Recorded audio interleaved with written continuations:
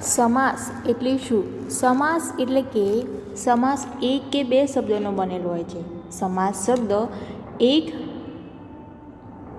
બે શબ્દનો બનેલો હોય છે. શબ્દ છે સમ પ્લસ આસ. સમ એટલે સાથે, આસ એટલે બેસવું. શબ્દોનું એક સાથે બેસવું તેનું નામ સમાસ. સમાસ બે કે તેથી વધુ પદોનું બનેલું હોય છે. સમાસ એક કે વધુ પદ ધરાવતું હોય એનું બનેલું છે. સમાસની વ્યાખ્યા જોઈએ, એનો અર્થ જોઈએ કે સમાસ એટલે શું? તો જુદા જુદા અર્થવાળા બે કે વધુ શબ્દો જોડાઈને નવો અર્થવાળો એક શબ્દ બને તેને સમાસ કહે છે. બે જુદા જુદા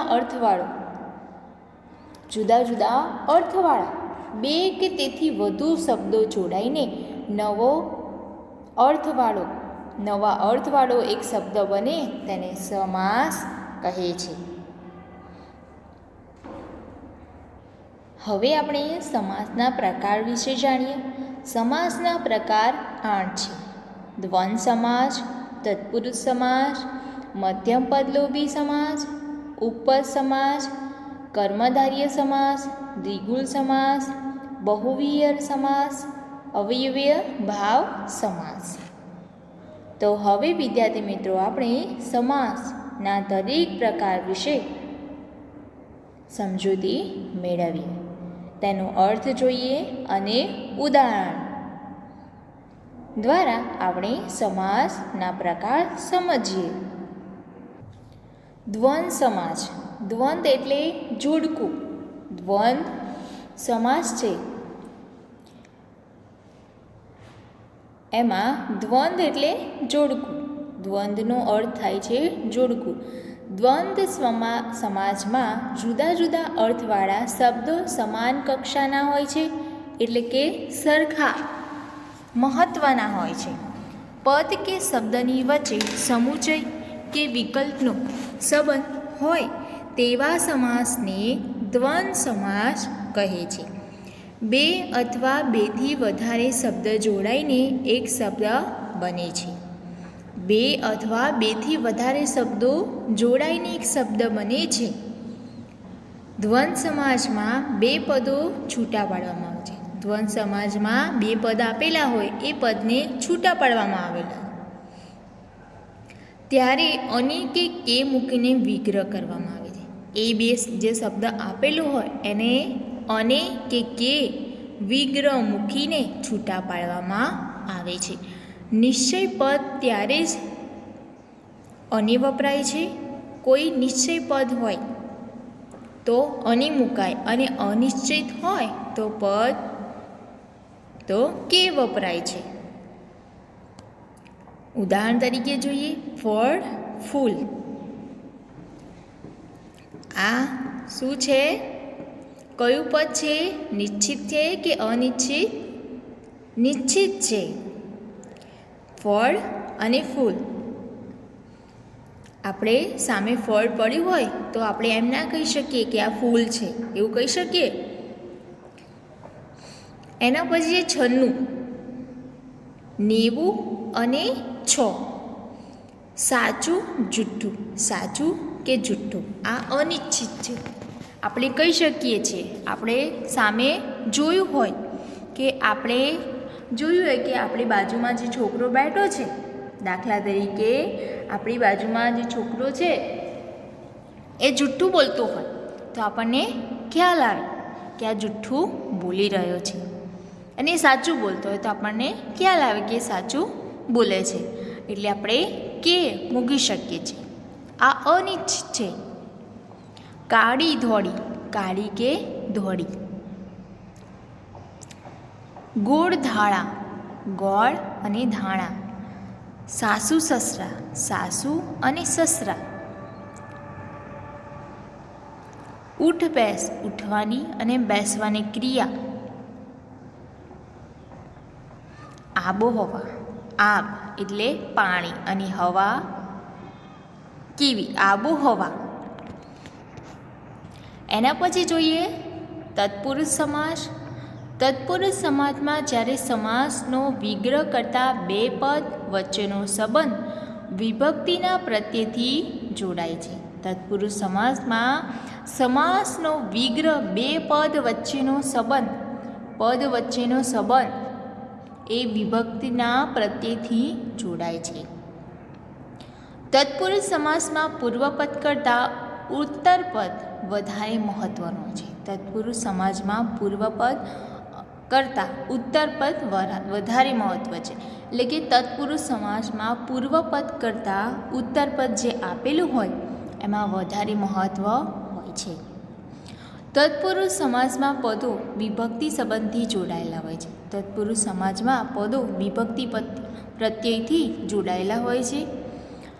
તત્પુરુષ સમાસમાં પદોને અર્થાત પૂર્વપદ ઉત્તરપદ વચ્ચે વિભક્તિના પ્રત્યય અનુક નામયોગી મૂકીને વિગ્રહ કરવામાં આવે છે. વિદ્યાર્થી મિત્રો, આ તમારે યાદ રાખવાનું છે કે તત્પુરુષ સમાસમાં પદોને અર્થાત પૂર્વપદ અને ઉત્તરપદ વચ્ચે વિભક્તિના પ્રત્યય અનુક નામયોગી મૂકીને વિગ્રહ કરવામાં આવે છે. આપણે ઉદાહરણ દ્વારા સમજીએ વિભક્તિ પ્રત્યય અને ઉદાહરણ પણ તમને જોજો. અને વિગ્રહ. વિભક્તિ કર્મ એમાં પ્રત્યય છે ને, આ તમારે યાદ રાખવાનું છે. ઉદાહરણ છે મરણ અને શરણ. તેનો વિગ્રહ શું થશે? મરણ ને શરણ. એના પછી છે વિભક્તિ કરણ, એનું પ્રત્યય થી વડે. રત્ન જડિત, રત્નથી જડિત. સંપાદન પ્રત્યય છે માટે. યુદ્ધ સજ્જ, ઉદાહરણ છે યુદ્ધ સજ્જ, યુદ્ધ માટે સજ્જ. અપાદાન તેનું પ્રત્યય છે થી માંથી. ચિંતા મુક્ત, ચિંતામાંથી મુક્ત. સંબંધ, સંબંધ સાથે કયા કયા પ્રત્યયો લાગે? નું, ના, ની અને નો. ઉદાહરણ છે રાષ્ટ્રધ્વજ, રાષ્ટ્રનો ધ્વજ. અધિકરણ પ્રત્યય છે માં પર પ્રત્યય. વનવાસ, વનમાં વાસ. તો આ કોષ્ટક તમારે યાદ રાખવાનું છે વિદ્યાર્થી મિત્રો કે વિભક્તિ જે પણ આપેલી હોય કર્મ, કરણ, સંપાદન, અપાદાન, સંબંધ, અધિકરણ,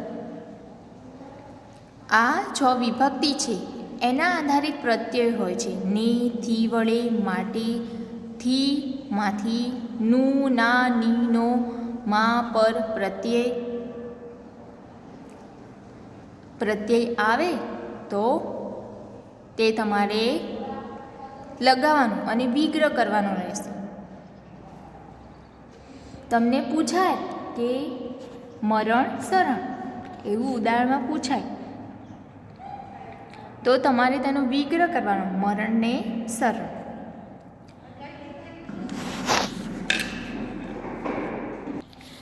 બીજા કેટલાક ઉદાહરણ જોઈએ.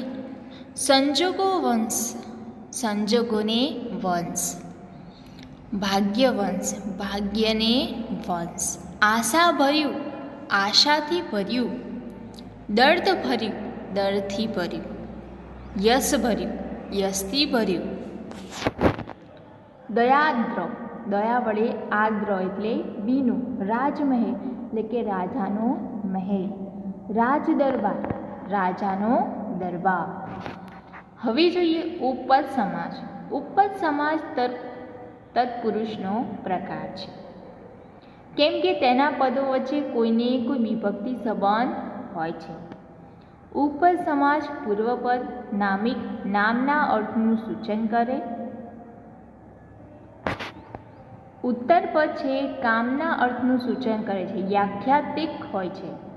પૂર્વપદ એ નામના અર્થનું સૂચન કરે છે, જ્યારે ઉત્તરપદ એ કામના અર્થનું સૂચન કરે છે. પૂર્વપદ સમાસમાં આખ્યું સમર્થ પદ અન્ય પદના વિશેષણ તરીકે વપરાય છે. ઉપપદ સમાસનો વિગ્રહ કરતાં મોટા ભાગે ભવિષ્ય કૃદંતનો નાર પ્રત્યય લાગે છે. કેટલીક વખત કાર, ભાર કે ધાર શબ્દ આવતા હોય છે. જે સામાયિક શબ્દને અંતે ક્રિયાપદ આવે તે સામાયિક શબ્દને ઉપપદ કહેવાય છે. સામાયિક શબ્દ કોઈ આપેલું હોય, ક્રિયાપદ આવે, અંતમાં ક્રિયાપદ આવે તે શબ્દને ઉપપદ સમાસ કહે છે. ઉપપદ સમાસના ઉદાહરણ જોઈએ. કેળવણીકાર, કાર. અસરકારક, ગ્રંથકારક, સાહિત્યકાર. તમે જોયું વિદ્યાર્થી મિત્રો, કાર, ભાર, ધાર શબ્દ આવતા હોય. કેળવણીકાર, તમને આપેલું હોય કે કેળવણીકાર એવો શબ્દ આપેલો હોય તો તમારે સમજી જવાનું કે કાર આવે છે તો આ ઉપપદ સમાસ જ છે. તો કેળવણી કરનાર. અસરકારક તો અસર કરનાર. ગ્રંથકાર તો ગ્રંથ કરનાર. અસરકાર તો સાહિત્યની રચના કરનાર. પાછળ ખાલી નાર લગાવ્યું છે. કેળવણીકાર. કેળવણી કરનાર, કેળવણીકાર હોય તો કેળવણી કરનાર. મધ્યમપદ લોપી સમાસ. મધ્યમપદ લોપી સમાસમાં વિભક્તિ સંબંધ હોય છે. મધ્યપદ લોપીમાં સમાસમાં વિભક્તિ સાથેનો સંબંધ હોય છે. મધ્યમપદ લોપી સમાસમાં એક કે એકથી વધુ પદ વચ્ચેથી લુપ્ત થાય છે. મધ્યમપદ લોપી સમાસનો વિગ્રહ કરતી વખતે તે પદો ઉમેરવા પડે છે. મધ્યમપદ લોપીમાં વિગ્રહ કરતી વખતે તેમાં પદો ઉમેરવામાં આવે. મધ્યમપદ લોપી સમાસના ઉદાહરણ, ધારો કે બળદ ગાડી, બળદથી ખેંચાતી ગાડી. આપણે જાતે વિગ્રહ કરતી વખતે બે પદોમાં ઉમેરો કરવામાં આવે છે. આપણે જાતે ઉમેરો કરવાનો છે કે બળદગાડી એવો શબ્દ આપેલો હોય તો બળદથી ખેંચાતી ગાડી. ઘોડાગાડી તો ઘોડા વડે ચાલતી ગાડી. આગગાડી, આગ એટલે અગ્નિથી ખેંચાતી ગાડી. આગબોટ, આગ વડે ચાલતી ગાડી. વરાળ યંત્ર, વરાળથી ચાલતું યંત્ર. નમ્રકોશ, નર્મદા શંકરે તૈયાર કરેલ શબ્દકોશ. મનુસ્મૃતિ, મનુએ રચેલી સ્મૃતિ. કલ્પવૃક્ષ, કલ્પના પ્રમાણે આપનાર વૃક્ષ. કર્મધારય સમાસ. કર્મધારય સમાસમાં પૂર્વપદ ઉત્તરપદને એકરૂપ સમજવામાં આવે છે. કર્મધારય સમાસમાં વિગ્રહ કરતી વખતે રૂપી, એવા, તેવું, જેવું, એવી જેવા શબ્દોમાં ગમે તે એક શબ્દ મૂકવામાં આવે છે. કર્મધારય સમાસમાં વિગ્રહ કરતી વખતે શું મૂકવામાં આવે છે? રૂપી, એવા, તેવું, જેવું, એવી એવા શબ્દો ઉમેરવામાં આવે છે અને એક શબ્દ મૂકવામાં આવે છે. કર્મધારય સમાસના પદો વિશેષણ, વિશેષ્ય કે ઉપનામ, ઉપમેય, ઉપમાન, સાધારણ ધર્મના સંબંધ હોય છે. કર્મધારય સમાસના પદો વચ્ચે વિશેષણ, વિશેષ્ય કે ઉપનામ, ઉપમેય, ઉપમાન, સાધારણ ધર્મના સંબંધ હોય છે. જુદા જુદા અર્થવાળા બે શબ્દો સાથે મળીને એક શબ્દ વ્યક્ત કરે તેને કર્મધારય સમાસ કહે છે. જુદા જુદા અર્થવાળા બે શબ્દો સાથે મળીને એક અર્થ વ્યક્ત કરે તેને કર્મધારય સમાસ કહે છે. કર્મધારય સમાસના ઉદાહરણ જોઈએ. નીલાંબર, નીલ જેવું અંબર. મહાદેવ, મહા એટલે મોટા એવા દેવ. પરમેશ્વર, પરમ એટલે ઉત્તમ રૂપી ઈશ્વર. પરમાનંદ, પરમરૂપી આનંદ. જોઈને વિદ્યાર્થી મિત્રો, કર્મધારય સમાસના ઉદાહરણ નીચે કેટલાય ઉદાહરણ આપ્યા છે જે તમારે જાતે કરવાના રહેશે. મહારાજ, મહાવીર, મહોત્સવ, મહર્ષિ, મહાબાહુ, પરમ મંગલમ, નવયુગ, નવવધુ, નવો જોબન, પ્રીતાંબર, નીલકમલ, ભ્રષ્ટાચાર, ધ્રુવનીચ, શુક્લ પક્ષ, કૃષ્ણ પક્ષ વગેરે. હવે જોઈએ આપણે દ્વિગુલ સમાસ. દ્વિગુલ સમાસમાં પૂર્વપદ સંખ્યાવાચક વિશેષણ હોય છે. દ્વિગુલ સમાસમાં પૂર્વપદ સંખ્યાવાચક વિશેષણ હોય છે અને સમાસમાં સમૂહનો અર્થ હોય છે. દ્વિગુલ સમાસ એ વચનમાં હોય છે, એક વચનમાં. દ્વિગુલ સમાસમાં પૂર્વપદ સંખ્યાવાચક હોય છે. પૂર્વપદ જે પહેલું પદ હોય છે એ સંખ્યાવાચક હોય છે. સમાસમાં સમૂહનો અર્થ હોય છે અને સમાજમાં સમૂહનો અર્થ રહેલો હોય છે. એક વચનમાં પણ હોય છે. દ્વિગુલ સમાસના ઉદાહરણ છે એકાવલી. જોયું ને તમે, એકા સંખ્યાવાચક, એકા એક, આવલીનો શેરનો હાર. દુપટ્ટો, દુ એટલે બે, પટ્ટો લુગડાનો લાંબો લૂરો. દોરસ, દો એટલે બે, 10 દિશાનો સમૂહ. ત્રિકાળ, ત્રિકાળ 3 કાળનો સમૂહ. દ્વિગુલ સમાસના પણ કેટલાક ઉદાહરણ છે જે તમારે જાતે લખવાના રહેશે. ત્રિભુવન, ચોમાસું, ચતુર્વેદી, ચતુર્વેદ, પંચવટી, પંચાગ, પાંચશેરી, અષ્ટરીપુ, પંચરસ, સપ્તપદી, સપ્તક. વિદ્યાર્થી મિત્રો, આપણે સમાસના પ્રકાર શીખ્યા. એમાં આપણે ધોરણ 8માં 8 પ્રકાર જ શીખવાના છે. દ્વંદ સમાસ, તત્પુરુષ સમાસ, મધ્યમપદ લોભી સમાસ, ઉપપદ સમાસ, કર્મધારય સમાસ અને દ્વિગુલ સમાસ. તમારે ધોરણ 10માં બધા જ પ્રકાર ભણવામાં આવશે. આપણે 8મા ધોરણમાં 6 પ્રકાર છે, તો આપણે 6 પ્રકાર શીખ્યા. તો વિદ્યાર્થી મિત્રો, આના આધારિત હું તમને કેટલાય ઉદાહરણ આપીશ જે તમારે ગુજરાતી વ્યાકરણની નોટમાં લખવાના રહેશે.